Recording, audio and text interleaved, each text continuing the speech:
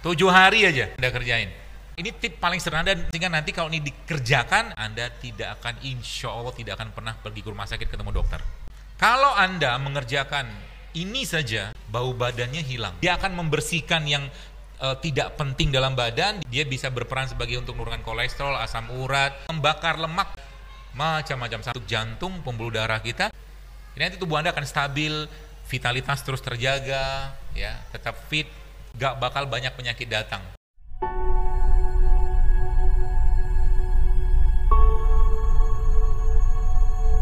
Kata kunci pertama mulai sekarang, ya, kalau Anda yang masih suka makan yang berminyak, banyak tepung, banyak gula pasir segala macam, saran saya Anda harus meningkatkan asupan buah dan sayurnya 2-3 kali lipat daripada makanan tadi. Kalau mau, ya, susah nggak? Susah, tapi jauh lebih susah kalau sudah terbaring di rumah sakit. Betul? Kayaknya susah, ya. Dan nanti kalau kita mempelajari bagaimana Rasulullah SAW mengajarkan kepada kita semua, makanya sebenarnya hidup sehat itu gampang sekali, mudah banget, sangat mudah. Kita ikutin bagaimana polanya Nabi. Ya, salah satu yang saya akan ajarkan ini supaya Bapak Ibu bisa terapkan, ya, bisa terapkan sehingga nanti kalau ini dikerjakan, insya Allah banyak penyakit bisa hilang. Kalau Anda punya sebulan mungkin saya mengistilahkan gini, singa. Saya punya singa. Singa saya ini biasanya, ini contoh aja. Singa saya itu biasa 1 hari kita kasih makan 10 kilo daging misalkan. Oke, 10 kilo daging.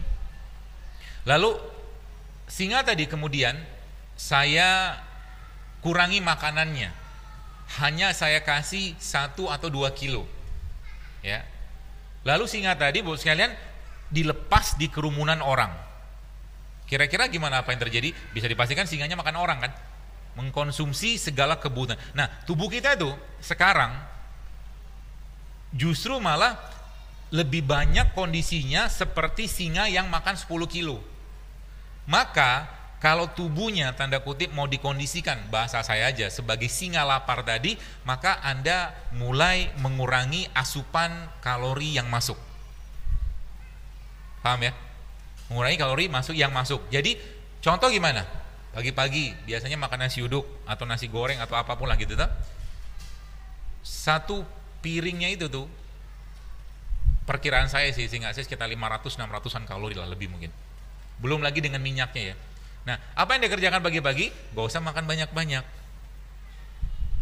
Oke, gak usah makan banyak-banyak. Yang Anda makan apa? Bubur ayam. Sama aja. Kan saya bilang, bahasa Inggrisnya sarapan itu apa? Breakfast. Fastnya di break.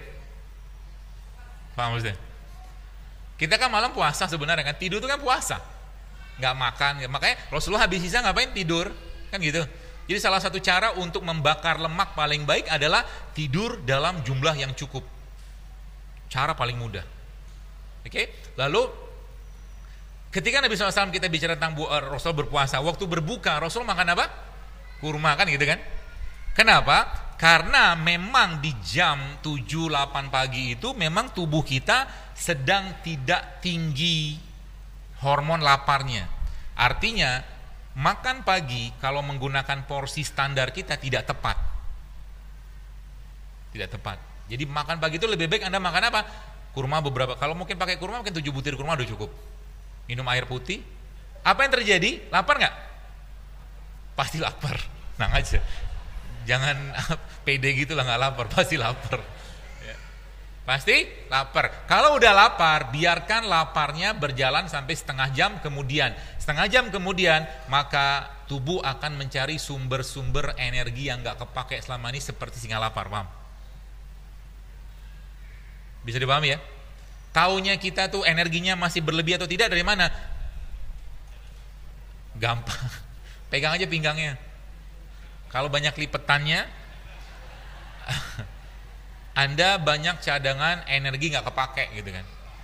Kalau dimasukin lagi makanan terus menerus, nggak kepake lagi. Jadi kondisinya gini, saya kan nggak makan lemak, bener. Saya kan nggak makan misalkan lemak kambing atau lemak apa segala macam. Saya kan nggak makan, bener. Tapi Anda makan nasi nggak? Makan. Makan gula nggak? Makan. Makan tepung nggak? Makan. Itu kan glukosa tuh. Glukosa nggak kepake diubah jadi glikogen. Glikogen nggak kepake diubah jadi apa? Lemak. Jadi zaman sekarang itu orang gemuk gara-gara apa? Gara-gara teh manis. Paham? Kemarin ada teman saya cerita, apa tuh namanya? Saya cerita waktu lagi ada acara gitu kan, saya bawa jus sama dia. Saya bawa jus sendiri, saya bikin sendiri jus di rumah. Karena emang sekarang kalau teman-teman sudah ngerti pola-polanya, Anda masuk supermarket bingung mau beli apa. Kalau sudah paham, kalau mau makan mulai sekarang, pikirin dulu kira-kira yang saya makan ini bikin penyakit atau bikin sehat. Itu aja pesan saya. Jadi kalau mau makan, misalkan tiba-tiba lagi mau semangat banget 45 nih mau hidup sehat gitu kan, ala jurus sehat rakyat gitu, apa namanya gitu, JSR apa-apalah namanya gitu kan. Lagi semangat 45 tiba-tiba ada temen, baksoan yuk, mie ayam yuk gitu kan. Apa yang harus Anda kerjakan? Berta'awuz lah.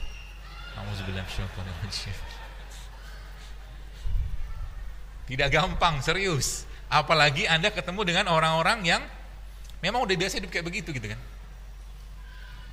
Jadi itu salah satu caranya. Jadi biasakan mulai sekarang. Ini tip paling sederhana dan Nabi pun juga seperti. Maka Nabi kita sallallahu alaihi wasallam, beliau itu Bapak sekalian lebih seringnya berpuasa atau lebih sering lapar daripada makannya.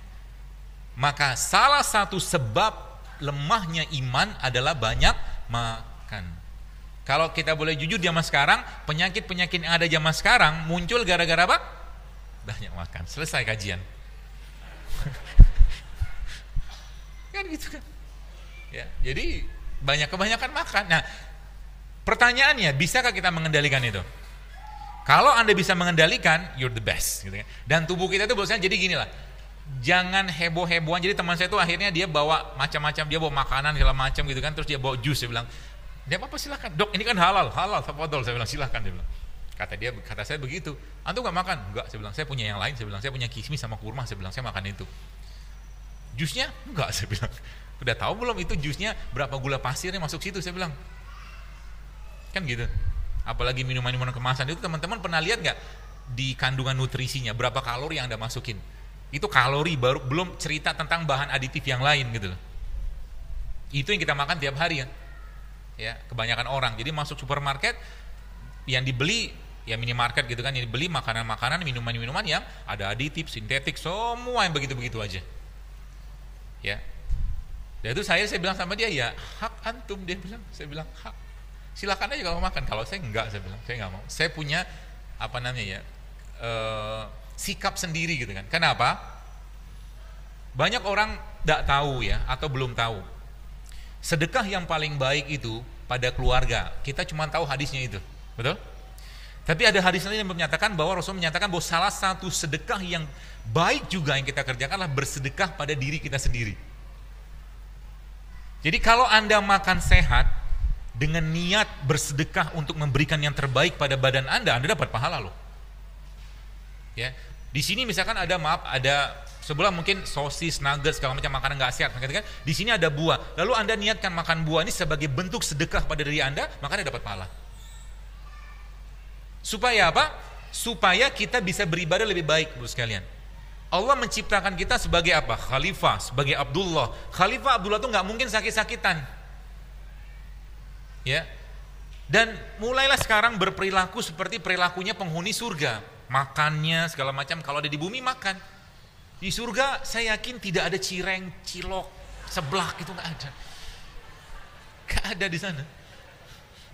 Adanya bahkan coba baca dalam Al-Quran, dalam hadis Nabi kan, buah gitu kan, kurma, khamar yang tidak memabukkan, susu yang sehat, gitu-gitulah. Ya, masuk surga tiba-tiba bilang sama malaikat gitu kan, saya pengen sirup es cendol, nggak ada di sini. Ya. Adanya madu gitu kan, adanya susu gitu-gitu. Ya.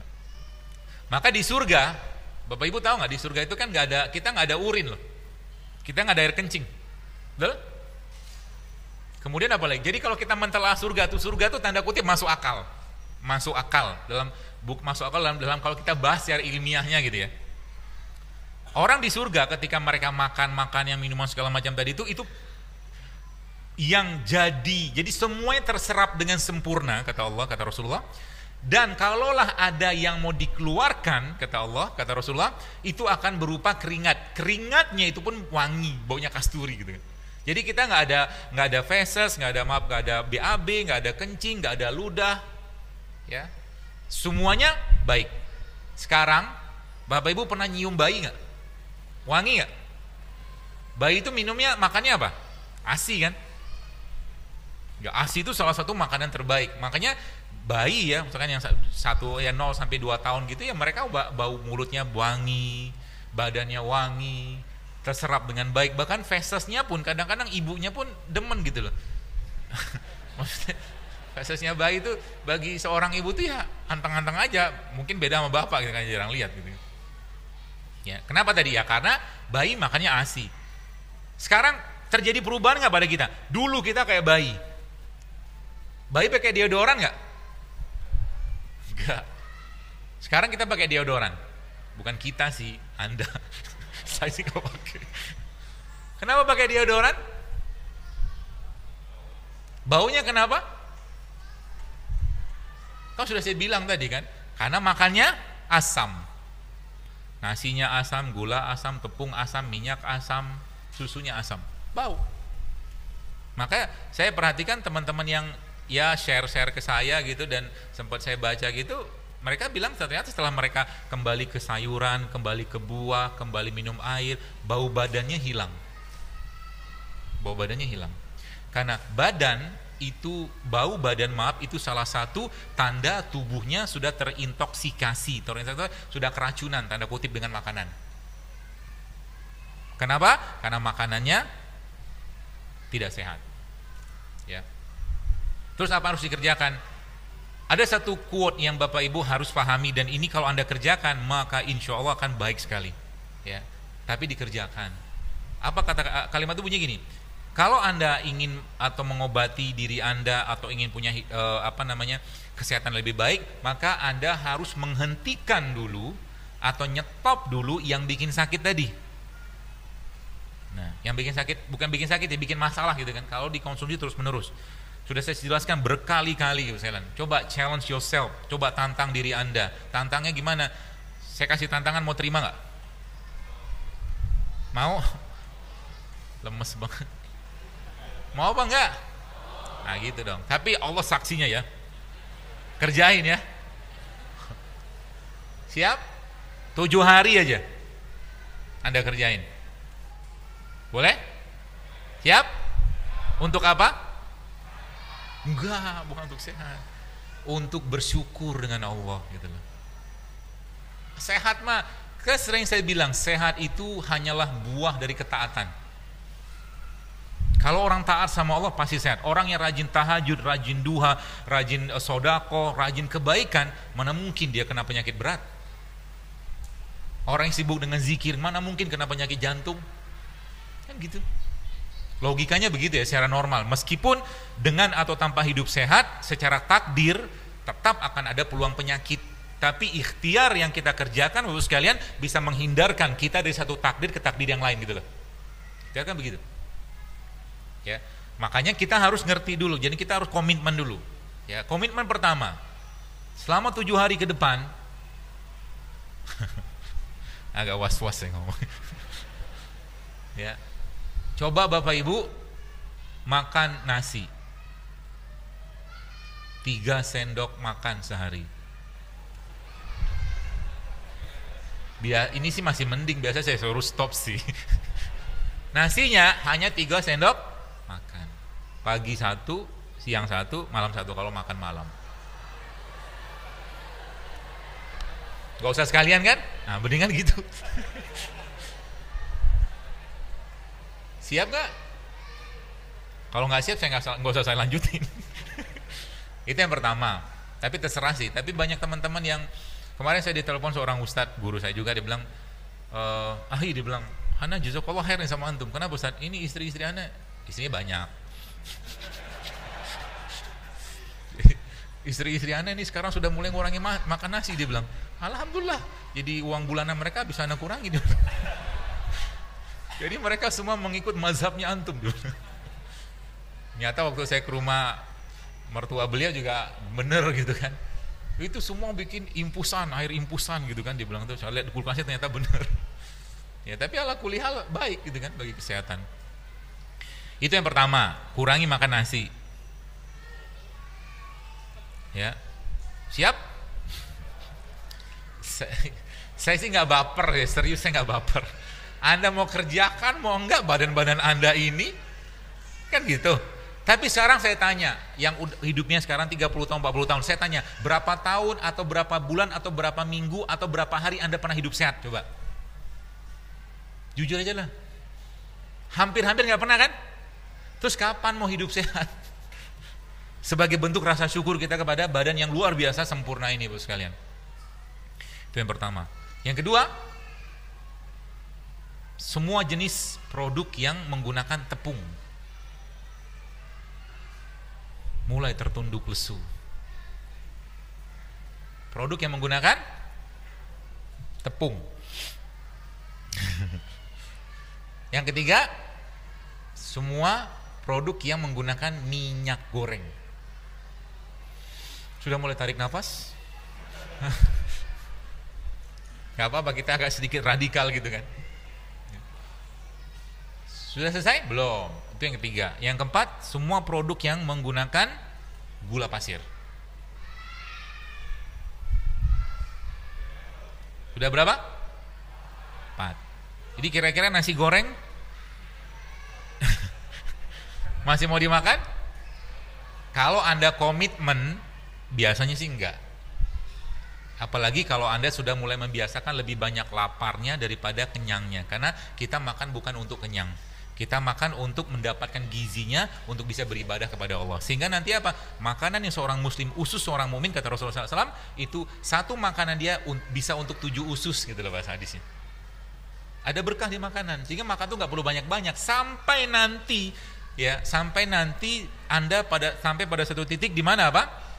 Di mana Bapak Ibu sekalian lebih apa ya? Lebih mementingkan saya sudah ngaji belum, saya sudah sholat belum, saya sudah doa belum, saya sudah sodako belum daripada makanan. Kalau sampai pada titik itu, Anda sudah bisa memenangkan nafsu Anda. Udah nggak mikir kira-kira hari ini makan apa yang Anda makan secukupnya. Kalau sekarang kan baru saja asin sedikit ngomel, pedas sedikit ngomel. Jadi makan tuh menjadi sesuatu yang luar biasa harus dibahas. Zaman dulu mau makan orang tua mah sederhana. Pagi-pagi mereka makan ubi rebus, singkong rebus, kacang rebus, wedangnya teh tawar, kadang-kadang pakai jahe, selesai. Nggak ada penyakit zaman dulu. Zaman sekarang udah beda cerita.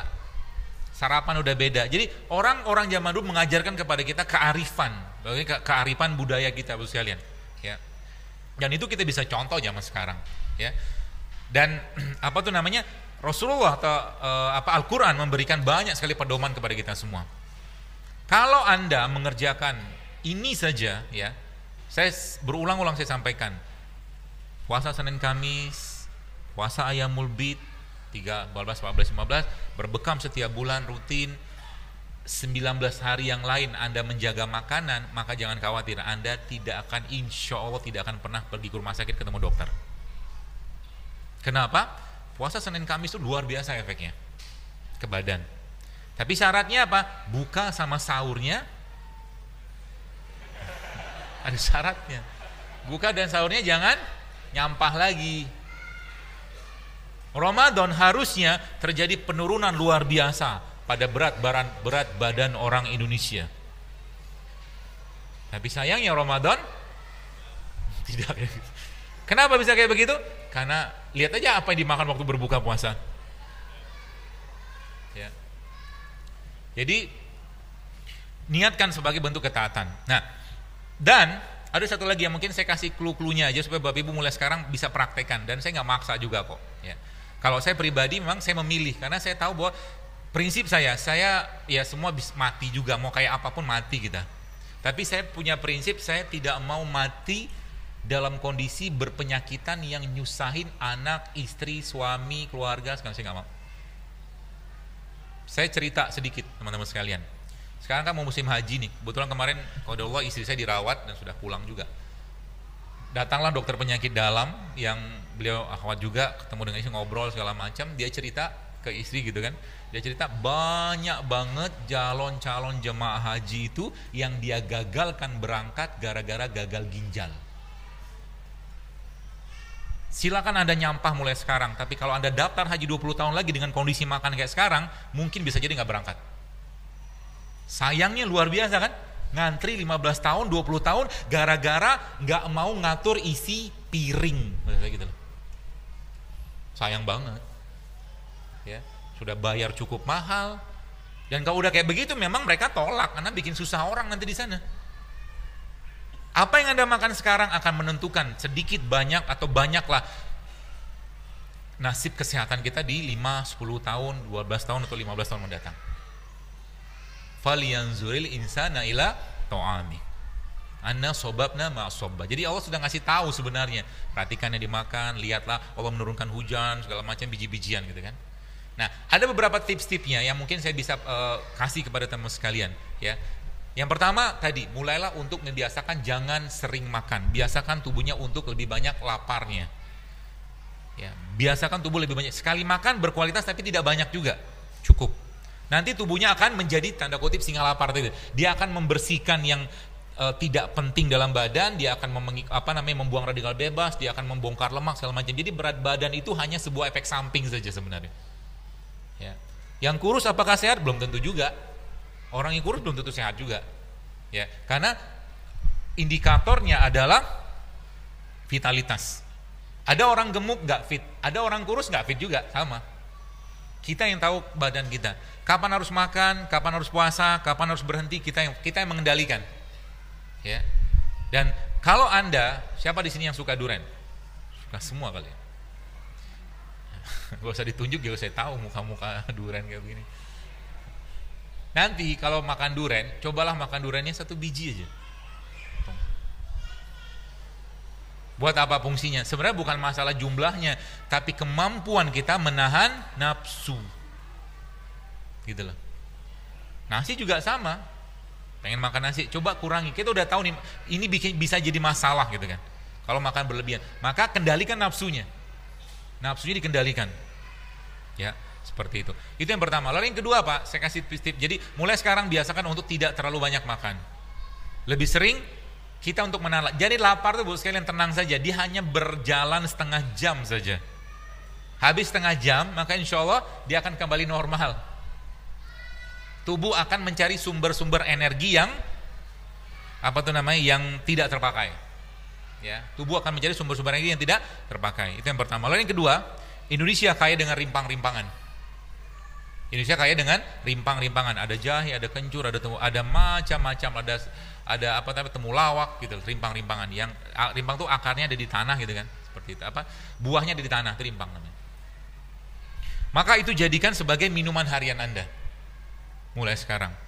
Jadi gak usah ribet-ribet. Misalkan Anda punya kunyit itu Anda potong, Anda ambil kunyit segini, satu potong atau satu seperti inilah, satu slice begini, kupas mungkin, potong-potong kecil, masukkan ke dalam air, ya, tunggu 6 jam, nanti 6 jam kemudian Anda minum air tadi. Maka air kunyit tadi, rendaman kunyit tadi akan banyak sekali manfaat ke badan. Dia bisa berperan sebagai untuk menurunkan kolesterol, asam urat, macam-macam, sampai anti kanker pun bisa. Sesederhana itu gitu kan. Cuman kenapa kita belum mau melakukan? Karena belum jadi kebiasaan. Kalau sudah jadi kebiasaan, apa yang terjadi bos sekalian? Ya kita justru malah senang dengan hal seperti itu. Ya. Itu saya katakan tadi, kalau kita sudah mulai membiasakan hidup sehat, maka saya kadang-kadang bukan kebablasan sih, bukan cheating, kadang-kadang khilaf juga. Tiba-tiba kemakan gula pasir gitu kan. Biasanya tubuh saya langsung ngomel, entah lemes lah, entah apalah, segalanya dia ngomong tuh. Nah, aspirasi begini nih yang kadang-kadang banyak orang sering lupa. Dia jarang mendengarkan bahasa tubuhnya. Ya, kalau bahasa tubuh ini kita sering dengar, ya, maka sebenarnya kita nggak perlu banyak obat. Ya, dan kata kuncinya, ya, tadi saya katakan ada rimpang, kemudian kata kunci yang kedua adalah rempah. Ya, rimpang dan rempah. Rimpang dan rempah ini obat banyak hal di sana. Ya, artinya pagi-pagi lebih saya sarankan Anda daripada Anda minum teh manis, Anda bisa minum teh ketumbar. Tumbar, ambil, masukin air panas, itu jauh lebih sehat untuk jantung, pembuluh darah kita daripada Anda minum teh manis pagi-pagi. Terus minum apa lagi? Serai juga bisa, Anda ambil air panas, dispenser atau mungkin dari kompor, masukin serai, itu bisa bermanfaat ke banyak hal sebagai steroid seperti itu. Ya. Jadi itu farmasi kita tuh di situ sebenarnya. Ya. Dan kalau seandainya ada informasi atau hadis-hadis Nabi SAW yang disampaikan di situ ada kebaikan, maka ambil keutamaannya. Contoh, Nabi menyebutkan rumah yang di dalamnya ada kurma, maka rumah tadi tidak akan kelaparan. Maka usahakan setiap hari di rumah kita ada kurma. Usahakan makan kurma, ambil berkahnya. Gitu. Jadi jangan hanya Ramadan doang. Kita bisa beli gorengan, kenapa nggak bisa beli kurma? Betul? Kita bisa beli bubur ayam 10.000, kenapa kita nggak bisa beli sayur atau buah? Sehingga nanti kedepannya isi kulkas Anda kalau sudah benar gitu kan, sudah benar isi kepalanya, maka akan lebih banyak isi kulkasnya buah. Murah nggak buah? Murah. Sayur apa lagi? Ya, kita beruntung banget tinggal di Indonesia. Di Amerika satu lembar daun pisang itu bisa 10.000 satu lembar di sana. Ya.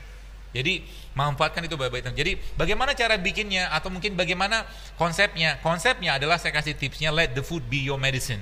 Jadi jadikan makanan yang Anda makan itu sebagai obat. Jadi nanti tubuh Anda akan stabil, vitalitas terus terjaga, ya, tetap fit, gak bakal banyak penyakit datang. Seperti itu.